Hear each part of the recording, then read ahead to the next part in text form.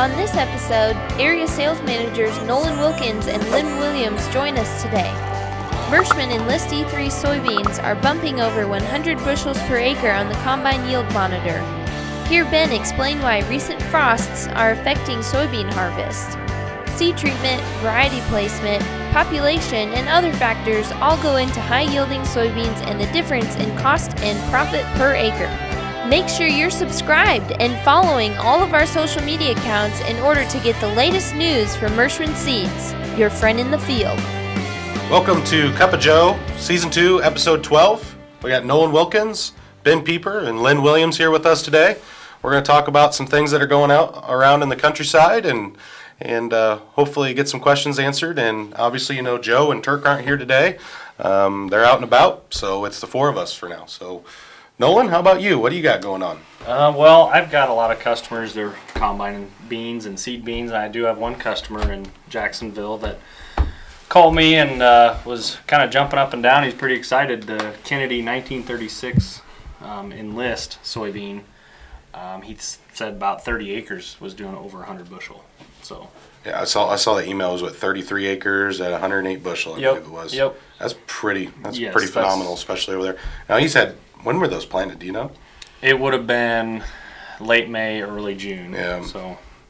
Yeah, I talked to a guy from northern Illinois. He had June 10th planted, and it was the upper 60s. He was tickled pink just from the late planting and all the rains that they've had. Right. But diseases are kind of coming in, playing an option too a little bit. I think is what made these beans yield as well as it is. We had some late season rains down there that just pushed them to the max, and so that is phenomenal. Right. For that variety, and that variety is I think gonna do really well for us coming in. Well, I think it really shows what our genetics can do and what can, you know, with the MS technology breeding side of things, and what we're most excited about is just good genetics and good quality. That's what's really carrying us through. So, and Ben, what were you were talking earlier about frost and some of these green beans that we're seeing, and I know Nolan had a question for frost. What are you talking about on that? We're definitely seeing frost damage. So one of the things that, especially for the later planted, so the June planted beans that, you know, you were planting a 3.8 or a 4.0 in our local region here, might have still had quite a few leaves still hanging on to them. But as long as a soybean has hit R7, which is basically that's beginning maturity, so you're going to see a yellow haze or yellow hint all the way across the field. That should be a pretty good indicator that you're not going to lose too much yield. But let's say you do have frost and your beans are completely green, and the worst thing that's going to happen probably is going to be that you're going to see BB-sized beans in the top third of the plant. Under severe instances, when we get long periods of time under 28 degrees, you can get green beans, and the elevator can start to dock you on those beans. But will they ever turn yellow? The severity will go away. So if you do have storage is a pretty good option.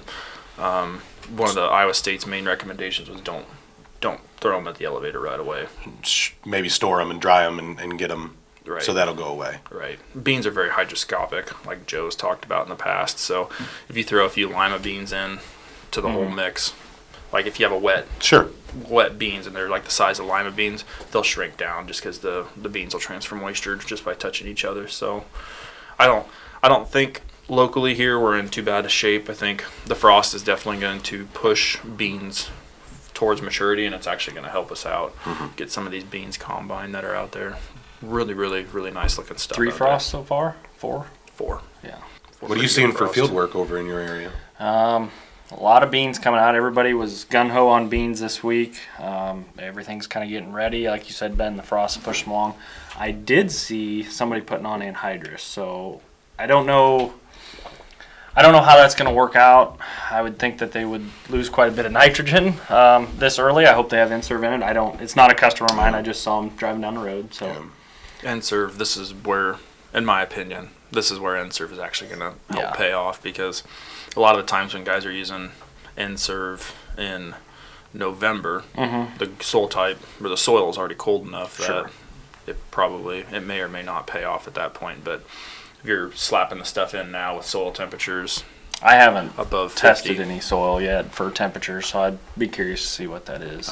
If I'd had to bet, they'd be mid-50s or above. So, yeah. Have you guys been taking out any plots lately, or seeing anything in the local area, Lynn? Yeah, we just took out Thompson's and RJK's plot over by Houghton, and we were really excited for the data that come off there. Plot average was upper 60s.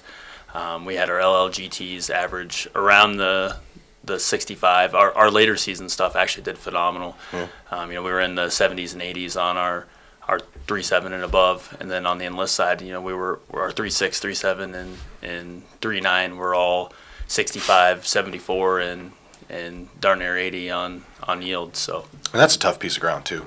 A little bit over there. It's been a little up and down over the past year, so that's good. I mean, I think that the Enlist side of things and the LGT 27 on the yield wise, and I think a lot of people, company wise, everybody's got pretty good yields right now, especially on the earlier planted soybeans.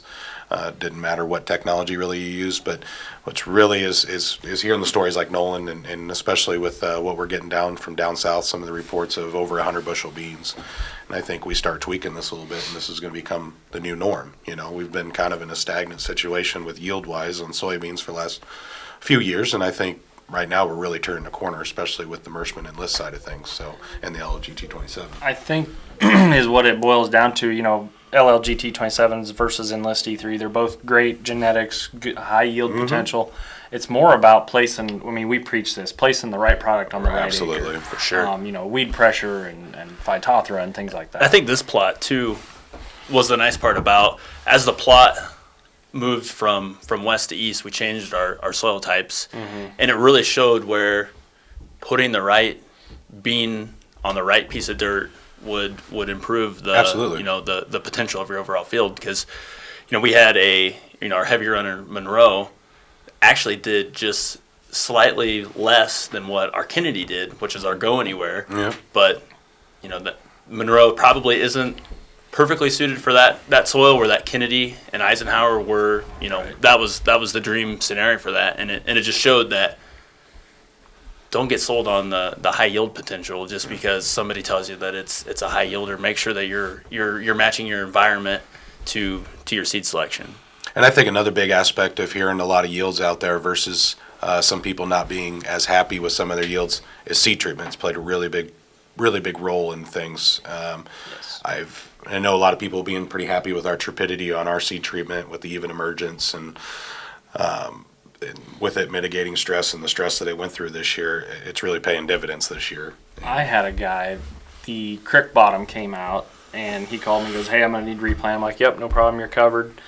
And when the water went down, I came and looked at it, and they were underwater, 2 foot of water for a week. Wow. And he only had to replant patches. And I couldn't believe it. Now, I'm not saying our beans have snorkels, but we called them the snorkel beans, that field, just as a joke. But it was pretty phenomenal to see what that seed treatment did.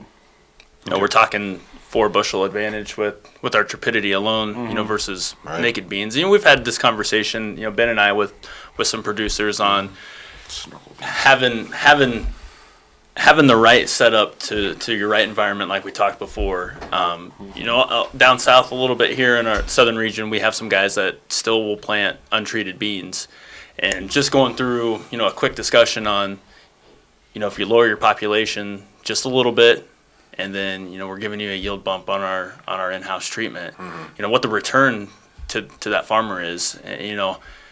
Having that discussion, I'm not at liberty to say exactly the dollar amount, but we're talking Thousands of dollars that we're looking at saving from a seed standpoint, and then gaining on a yield potential side. So any day of the week we can plant treated soybeans sub 120,000. Especially with our germ. Yep. But I mean, like I said, nothing leaves under 90% from here for our germ side of things. 120,000. I mean, like Ben said, yield potential is 100%. I got guys on better dirt that are wanting to drag it lower, and I'm whatever. Any day of the week. Yeah. Anything I said, if you're comfortable with it, I'm comfortable with it. Sure. Because at the end of the day, they're the professionals at growing soybeans. Right. Anything going on with you guys are hearing on the northern side of things? Would you say harvest report, percentage done, beans versus corn? We got a lot of guys that have just now started rolling into their early planted beans. Hearing some good numbers out there from individuals. We were talking to a seed grower just yesterday that got into some Kennedys, and we were in the 85s in the field, and was running across the field into the 100s. I hadn't started on too much of the corn yet. We did have a little bit of corn taken out, and kind of like everybody else, it's the yield monitor will make your eyes open because it's doing so well, and then about the time you get excited, you hit a hole and it falls on its face. It's kind of been lots of wet holes out there. Correct. For our area, it's just been so variable. And, you go from Houghton to St. Paul, and there's been huge variability over there as far as what yields are. Sure. I think a lot this year, what we saw was just losing nitrogen from all the rain, especially if you did fall applied nitrogen and didn't circle back in. Just the corn didn't have the right tools to get going, and we're seeing that on the yield side. Very saturated. From a percentage standpoint, guys are just getting started on beans. I bet we're 30% done around here. What about you over there? I'd say 50 on beans. I mean, a lot of beans came out this I was last over there week. this week, and it was being hit pretty hard. Yeah. So, the cooler temperatures will help drive some of those things, and as long as guys get those beans maybe in the dryer so they don't get dinged at the elevator, that's profitability is the name of the game. Okay, so Lynn, you were talking about seed treatment, and seed placement, and everything, and planting a little less. Your cost per acre with Merschman's is quite a bit cheaper than maybe some of the competition you've been hearing about, just for quality-wise and seed treatment. Correct. We're dealing with, as everybody's coming into, everybody's getting out there and trying to hammer down their price. So we're dealing with some prices from some competition that, is extremely attractive to the end user if you're solely looking on price. But what we're trying to explain to a lot of guys is, our cost per acre is going to be lower because of our seed treatment. We can lower the population. We're going to give you, the yield advantage with treated seed versus untreated seed, which a lot of people are, they're leading with untreated, thinking they're going to get you in seed for pretty good cost compared to ours. But when you take a step back and look at the whole picture, and to be honest, just looking at your return on your investment there, we feel like we've got a product that is offering a great return.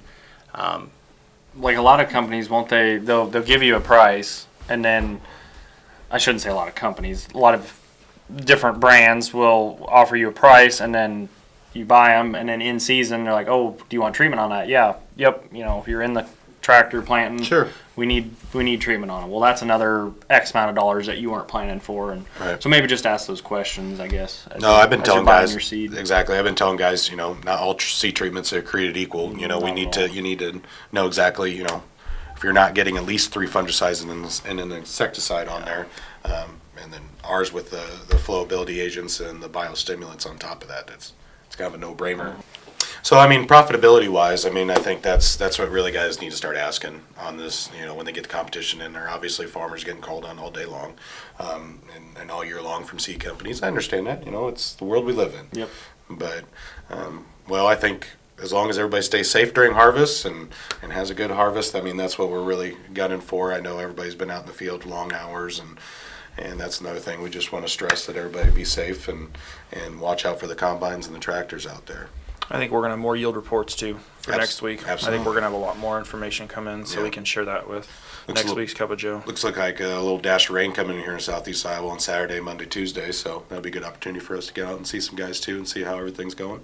Perfect. But if that's it, I think that's all we got here for Cup of Joe. We appreciate everything, and next week maybe we'll see Turk or Joe around. Thank you.